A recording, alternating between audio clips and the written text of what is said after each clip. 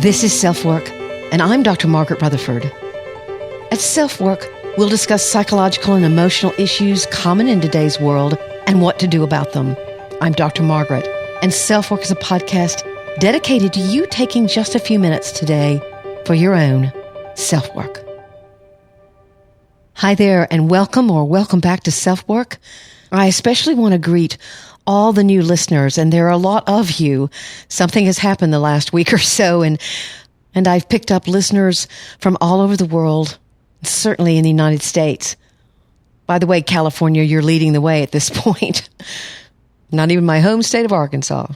But thank you. I'm so glad you're here. I'm a clinical psychologist. I've been in private practice for 25 years in Fayetteville, Arkansas. And today we're going to talk about unconditional love. Of course, it exists, but my point in this podcast is that it can be used up. What is unconditional love? Well, it's being loved without conditions, without necessarily very specific expectations. Meaning, if I love you, I don't need you to be who I need you to be in order for you to continue receiving that love. But let's talk about expectations just for a second. We have expectations of the grocery store clerk. She or he will be accurate. They won't be too slow or too quick. They won't break our eggs. So how can we not have expectations or conditions on those we love? Now, when a healthy parent sees a child for the first time, that kind of unconditional love flows out of you. I remember well when it happened to me. But there are things that can use up even the healthiest parents' love. And what does a parent do in that situation when their child is completely destroying themselves and seems to have an agenda to destroy their relationship? We're also going to talk about how that can affect the mother and father and their relationship, because one usually takes a tough love side and the other is focused on fear, the possibility of what can happen if indeed they set a boundary. So we're going to be talking about unconditional love and how it can be used up, as well as an email from a listener about medication and how long you have to take it if you have moderate depression. I'll answer her question, but remember, I'm not a medical doctor, I'm a psychologist. So anytime you have medication questions, you really need to take them to your medical provider. I'll answer it to the best of my ability, given my stance as a psychologist.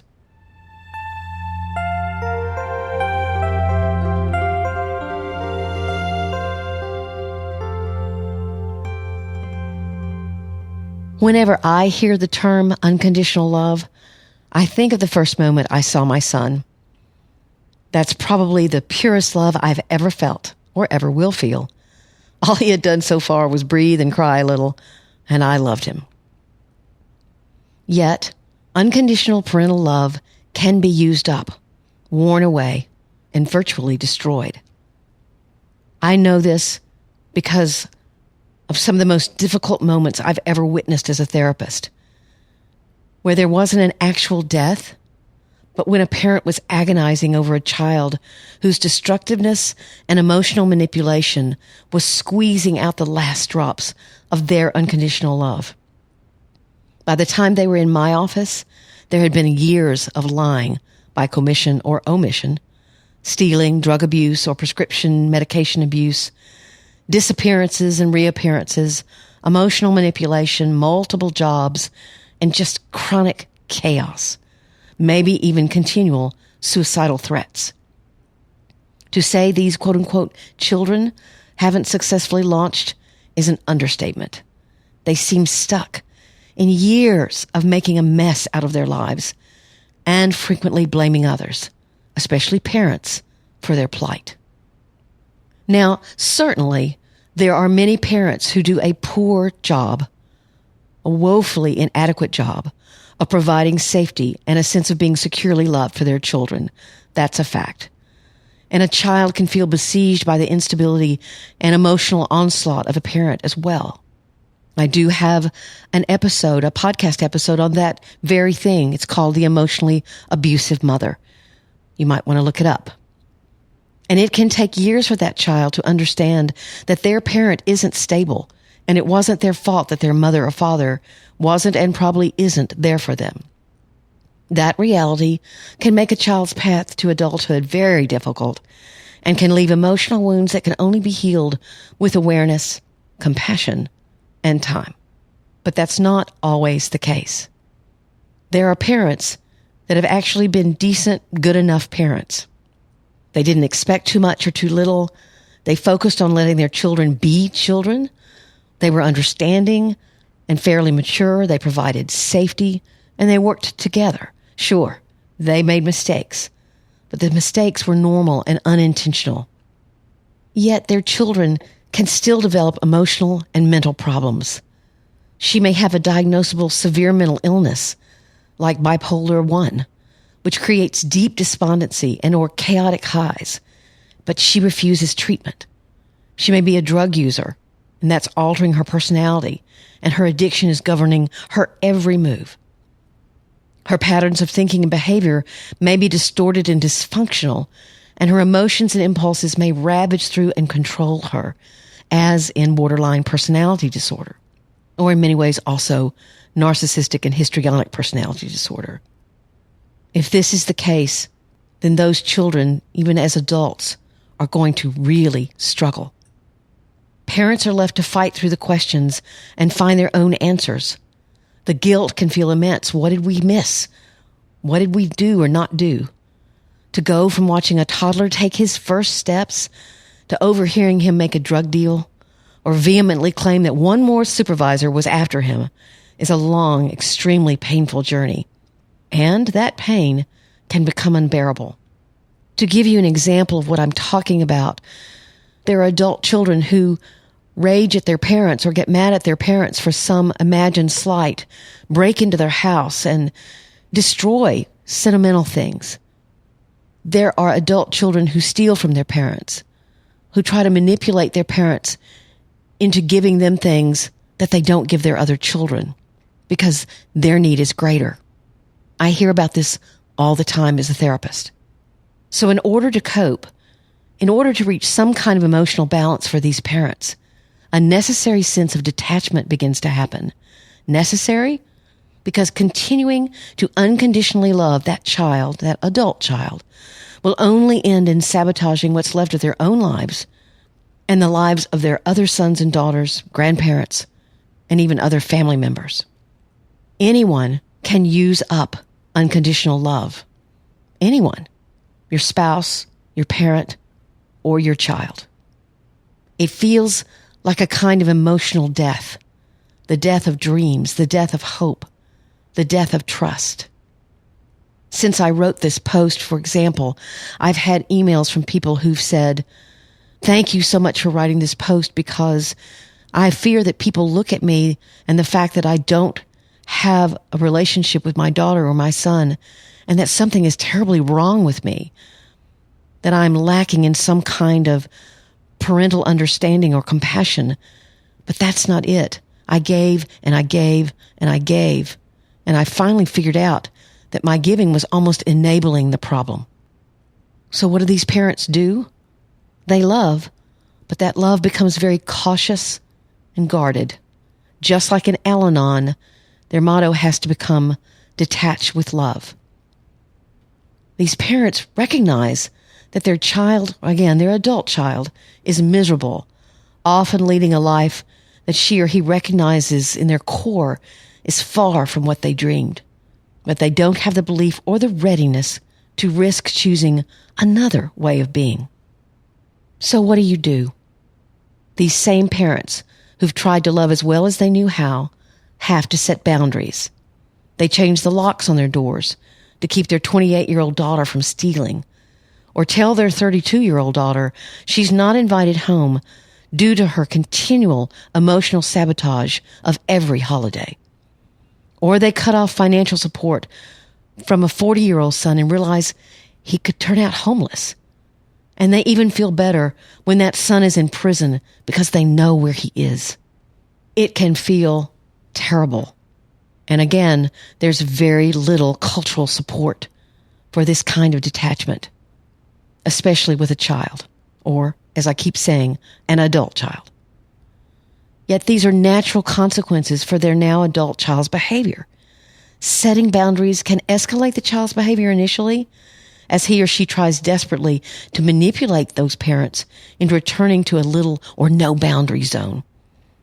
Hopefully, the boundaries remain intact. But it's far from easy. And what happens when two parents, be they married or divorced, don't agree on what to do? And this is very, very common. A couple comes immediately to mind.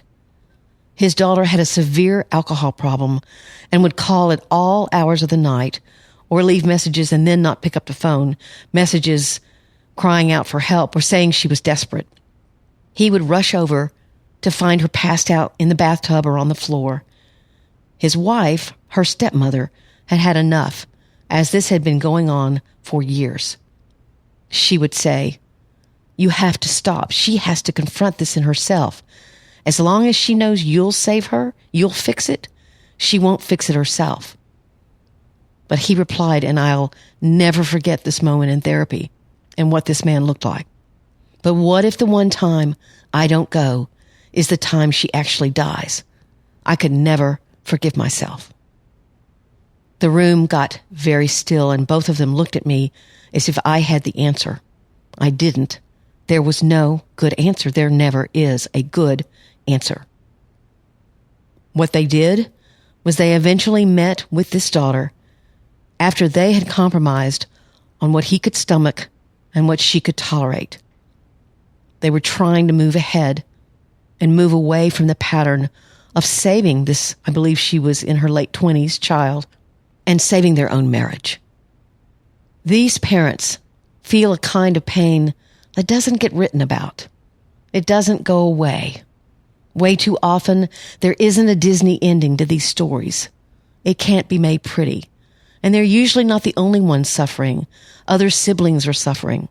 Other people who have tried very hard to love these children, whose either mental illness or personality disorder or drug addiction has led them to become people that can be vicious. Not all the time, which is one of the confusing things. They also can be wonderful and delightful to be with, but not when their illness, their disorder, or their addiction has them by the throat. What usually has to happen is that adult child has to reach his or her own bottom. And that, as a parent, as a sibling, as a grandparent, as a friend, can be agonizing to watch. If this is you or someone you care about is going through this, please reach out for some support from people like you. I realize, unfortunately, that these people are not out talking about necessarily what they've been through. They even isolate because they're too proud or simply too sad to talk about what's really going on. You can certainly seek out the counsel of a therapist. I assure you, therapists have heard these stories, many stories just like yours, and that could be healing for you.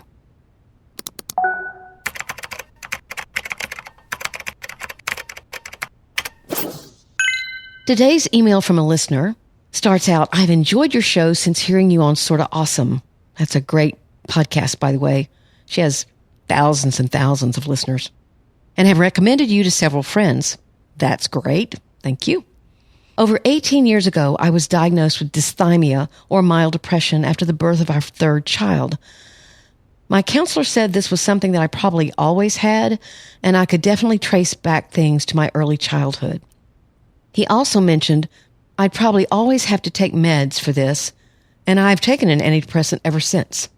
In the past few years, I've gone to an integrative doctor, which has been a wonderful experience, and she mentioned going off antidepressants. I have to say I've grown rather comfortable with them. If I ever forget to take one, I know right away, because when I fall asleep, my dreams are quite vivid. So what do you think?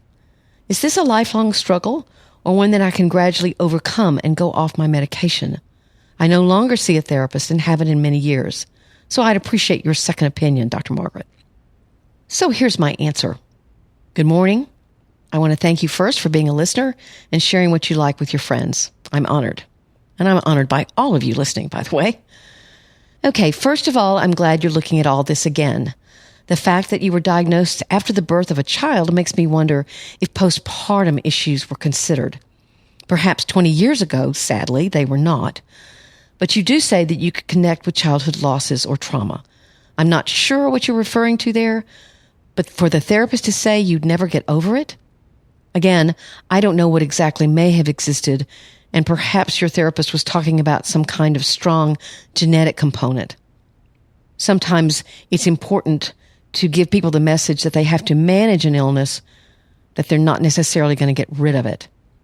And that can be something helpful to understand. But even managing it, for me, isn't the same at all as never getting rid of it. I'm uncomfortable with anything that might lead a person to feel helpless or victimized by their illness. All of that said, of course, you've relied on a medication. If it's a serotonin-based medication, then that's why your dreams go bonkers if you don't take it. Serotonin is highly involved in the sleep-dream cycle, and it can be a little scary to go off.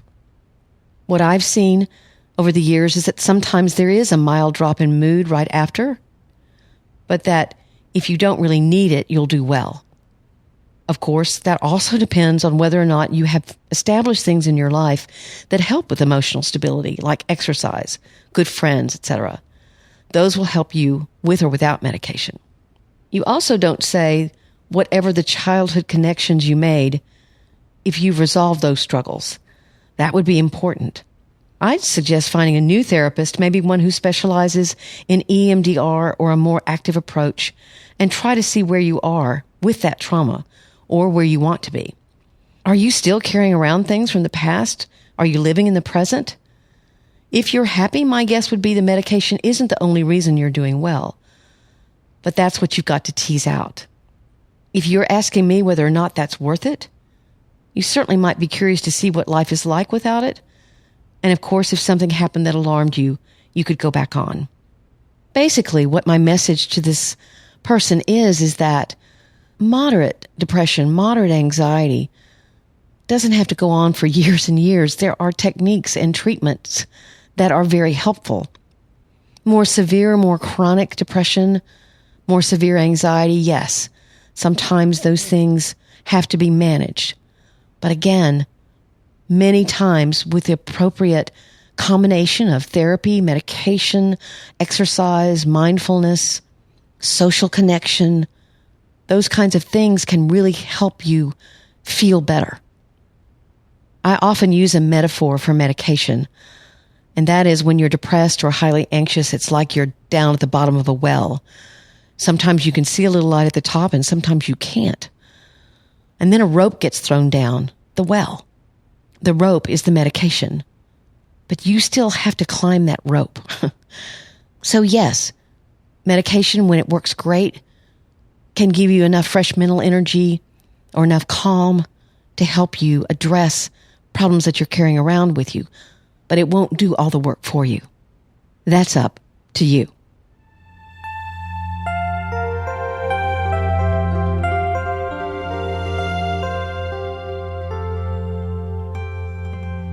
I want to thank some of you who've left a rating in the last couple of weeks. Thank you so much. And I'd invite others of you to do the same. It's highly motivating for me to get onto iTunes or wherever and see that 3 or 4 other people have left a rating. And I love reviews because that gives me more information about what you really appreciate about SelfWork, what you look forward to listening to. There are many ways that you can reach out to me.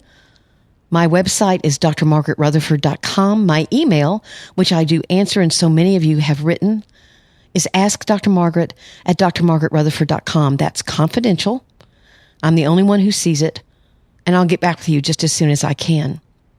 I'm on Instagram, on Pinterest, if that's something you enjoy, and I'd love to meet up with you there. Also, I have a Facebook page that's simply facebook.com/Dr. Margaret Rutherford, and I post different kinds of articles I find interesting and relevant, as well as my own work, both podcasts and blog posts. So I'd love to have you over on Facebook. And I do a good deal of Facebook Live videos as well. So again, thank you for listening. Take very good care. I'm Dr. Margaret, and this has been SelfWork.